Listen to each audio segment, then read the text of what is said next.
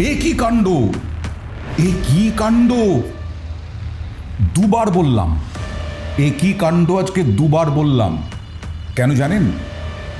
ঘোড়া ডিঙিয়ে ঘাস খাওয়ার চেষ্টা করছে ইসরায়েল। ডোনাল্ড ট্রাম্পকে না জানিয়ে অনেক কিছু করে ফেলছে ইসরায়েল। এ কি কাণ্ড!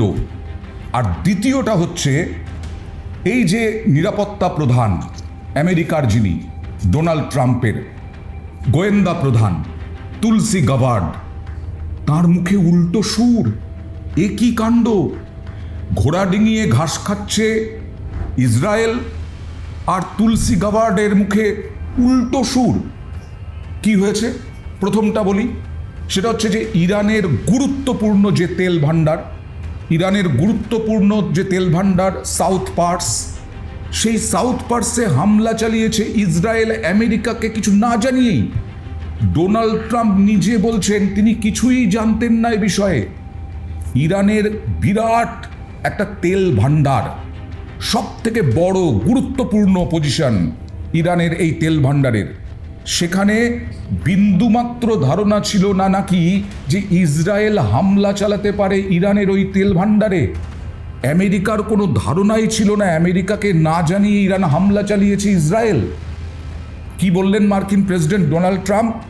তিনি বলছেন এই প্রাকৃতিক গ্যাসের যে অন্যতম বড় ঘাঁটি সেটা হচ্ছে সাউথ পার্স, কিন্তু পারস্য উপসাগরের কাছে এই গ্যাস ঘাঁটিতে হামলা হলো, আমেরিকা এবং ইসরায়েল যৌথভাবেই হামলা চালিয়েছে, ইরান অভিযোগ করছে। ট্রাম্পের দাবি ওই হামলার বিষয়ে আমেরিকা কিছুই জানতো না, ইসরায়েল তাদের না জানিয়েই এই হামলা চালিয়েছে।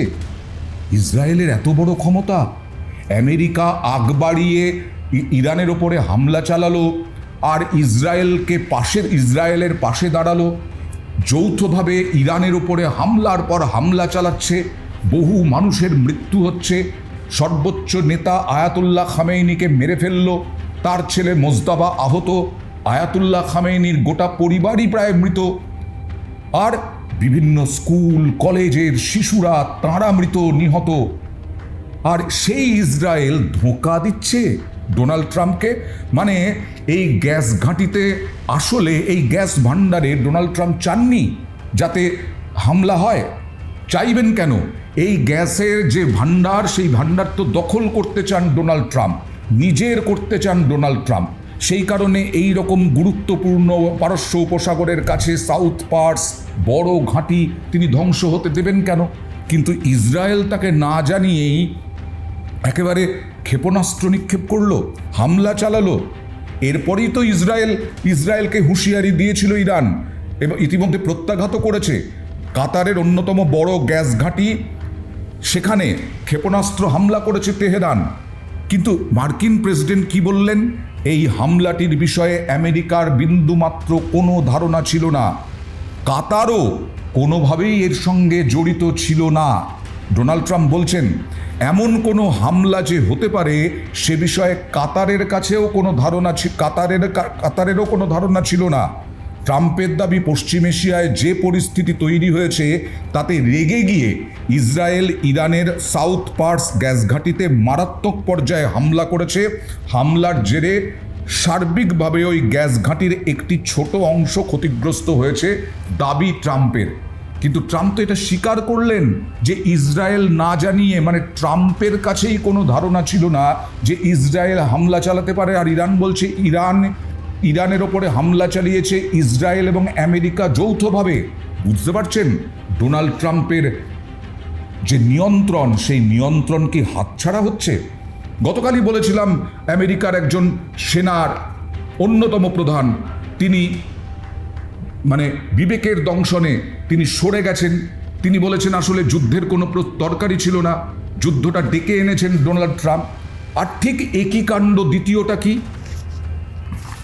দ্বিতীয়টা হচ্ছে ইরানের পরমাণু কর্মসূচি নিয়ে উল্টো সুর তুলসি গাবার্ডের। তিনি তো মার্কিন গোয়েন্দা প্রধান, তিনি বলছেন যে ইরান দীর্ঘদিন ধরেই দাবি করে আসছে তারা কোনো পরমাণু কর্মসূচি করেনি। এর আগের বিভিন্ন প্রতিবেদনে আমি বলেছি যে ইরান 2025 সালে ইরানের বিভিন্ন পরমাণু ঘাঁটিতে আক্রমণ করা, হামলা চালানোর এরকম দাবি করে এসেছেন ডোনাল্ড ট্রাম্প। এবং ছবিতেও আমরা দেখানোর চেষ্টা করেছি যে পরমাণু অস্ত্র ঘাঁটিতে হামলা চালানো হয়েছে। সত্যি কি ইরানের পরমাণু ঘাঁটি ধ্বংস হয়েছে? সত্যি কি তারপরেও ইরান পরমাণু কর্মসূচি চালিয়েছে? তুলসী গাবার্ড বলছেন 2025-এ আমেরিকা এবং ইসরায়েল ইরানের পরমাণু কেন্দ্রগুলোতে হামলা চালানোর পর থেকে তারা ফের এই কর্মসূচি চালু করার কোনো চেষ্টা করেননি। ভাবতে পারছেন? চালু করেনি, না চালু করার কোনো চেষ্টাও করেনি। তুলসী গাবার্ড বলছেন ট্রাম্প প্রশাসন তাদের বিরুদ্ধে বারবার আঙুল তুলেছিল, ইরানের বিরুদ্ধে নানা রকম নিষেধাজ্ঞাও চাপানো হয়েছিল।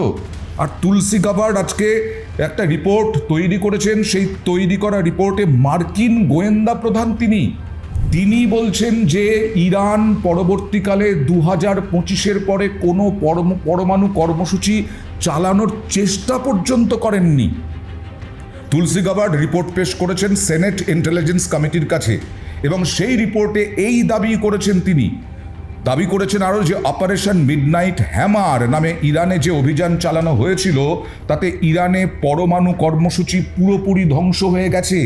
তারপর সেই কর্মসূচি দ্বিতীয়বার চালু করার কোনো গতিবিধি লক্ষ্য করা যায়নি। তাহলে কেন ডোনাল্ড ট্রাম্প ইরানের ওপরে আক্রমণ চালালেন, ইসরায়েলের পাশে দাঁড়ালেন, ইসরায়েলের এই হামলার পর হামলাকে সমর্থন করলেন?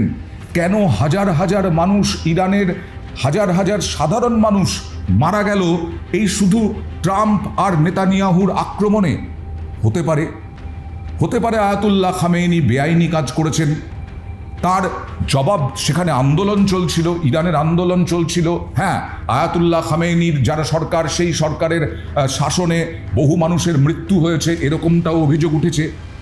কিন্তু ভারতে যদি কোনো গণ্ডগোল হয় তার জন্য কি আমেরিকা এসে শাসন করবে ভারতকে? ইরানে হস্তক্ষেপ করা হয়েছে ইরানের ব্যক্তিগত সমস্যায়, এটা তো প্রমাণিত হয়ে যাচ্ছে বারবার। পেন্টাগন জানিয়েছিল যে ইরান প্রথমে হামলা চালাবে, এরকম কোনো খবরই ছিল না। তারপরেও মার্কিন প্রেসিডেন্ট ডোনাল্ড ট্রাম্প ইরানের উপরে প্রথম হামলা চালিয়েছেন। তারপরে ইসরায়েল হামলা চালিয়েছে, ইসরায়েল ধ্বংস করার চেষ্টা করছে ইরানকে, ইসরায়েলের পরিধি বাড়ানোর চেষ্টা করছে। আর এখানে তো পুরো উল্টো। মার্কিন যুক্তরাষ্ট্রের গোয়েন্দা প্রধান, ভাবতে পারেন, তুলসী গাবার্ড, তিনি বলছেন 28শে ফেব্রুয়ারি থেকে যে ইরানের বিরুদ্ধে অভিযানে নেমেছে আমেরিকা এবং ইসরায়েল, যত সময় যাচ্ছে সেই সামরিক সংঘাত আরও তীব্রতর হচ্ছে, কিন্তু পরমাণু কর্মসূচির কোনো চেষ্টাই করেনি 2025 সালের পর ইরান। তারপরেও ইসরায়েল এরকম হামলা চালিয়ে যাবে? সাধারণ মানুষ যারা এর মধ্যে নেই তাদেরই তো মৃত্যু হচ্ছে, স্কুল ধ্বংস হয়েছে, শয়ে শয়ে শিশুর মৃত্যু হয়েছে। আর এদিকে ইসরায়েল ঘোড়া ডিঙিয়ে ঘাস খাচ্ছে। শিক্ষা হবে কবে? বুদ্ধি বাড়বে কবে ডোনাল্ড ট্রাম্পের? সচেতন কবে হবেন? আদৌ কি হবেন, নাকি এখনও ইরানের বিরুদ্ধে হামলা চালিয়ে যাবেন? আর ইরান প্রতিবেশী দেশগুলোর উপরে হামলা চালাবে এবং গোটা মধ্যপ্রাচ্য ক্ষতবিক্ষত হবে। কি হবে এরপরে?